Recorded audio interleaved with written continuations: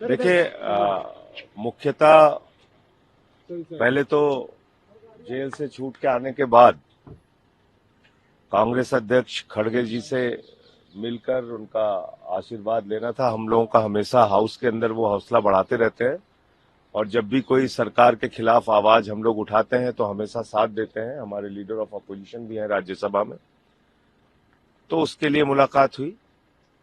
और सबसे महत्वपूर्ण बात जो थी कि जिस प्रकार से जांच एजेंसियों का दुरुपयोग करके विपक्षी नेताओं के खिलाफ कार्रवाई की जा रही है पूरे देश में, उसके विषय में चर्चा हुई। आने वाले दिनों में जल्द ही एक कॉमन मिनिमम प्रोग्राम घोषित किया जाए इंडिया गठबंधन का, एक न्यूनतम कार्यक्रम जो सरकार बनने के बाद, इंडिया गठबंधन की सरकार बनने के बाद हम लोग लागू करेंगे, उसके विषय में चर्चा हुई। और खास तौर से आज जब बाबा साहब की जयंती है तो भारत के संविधान और लोकतंत्र को कैसे बचाना है, इसके लिए कैसे हम लोग एकजुट होकर काम करेंगे, उसके बारे में बातचीत हुई।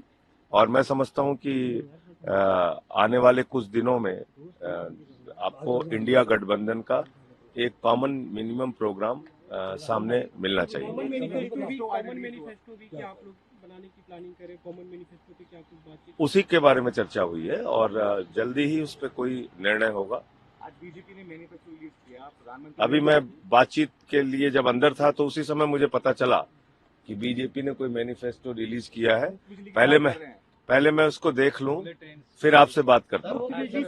पहले देख लूं ना, विस्तार से बात करूंगा, क्यों इतनी जल्दबाजी में? उनका पहले घोषणा पत्र देख लूं। 10 साल का रिपोर्ट कार्ड आप लोगों के सामने है, उसको भी याद करना जरूरी है कि 10 साल में उन्होंने क्या किया। वो कह रहे हैं 10 साल सारे काम कर दिए। तो घोषणा पत्र सिर्फ हवा हवाई ना हो, इसके लिए एक बार पढ़ के, और जो उनका पुराना 10 साल का कार्यकाल रहा है, उन्होंने कितना काम उसमें किया और नई घोषणाओं पर कितना यकीन इस देश के लोग कर सकते हैं, तब विस्तार से बात करेंगे आपसे। वो कह रहे हैं कि 10 साल में पूरा काम किया, जो मैंने आपसे एक वादा निभाया 10 साल का। कौन सा मिल गया? 20 करोड़ नौकरी लोगों को। 2 करोड़ नौकरी हर साल के हिसाब से 20 करोड़ नौकरी मिल गई क्या? आप मुझे बताइए। महंगाई कम हो गई देश में, किसानों की एमएसपी लागू हो गई। तो इसलिए ये बेबुनियाद बातें हैं। फिलहाल मैं एक बार जब पूरा उनका घोषणा पत्र पढ़ लूंगा तो आपको जरूर प्रतिक्रिया दूंगा। देखिए, वो हाउस में भी हम लोगों का हौसला बढ़ाते हैं और हमारे लीडर ऑफ अपोजिशन हैं। जेल से छूटने के बाद एक बार मिलकर उनका आशीर्वाद भी लेना था आगे की लड़ाई के लिए।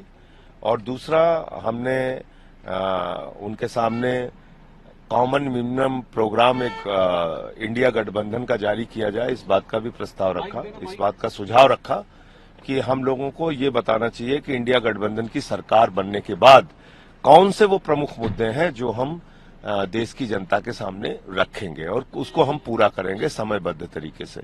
तो इसके बारे में बातचीत हुई।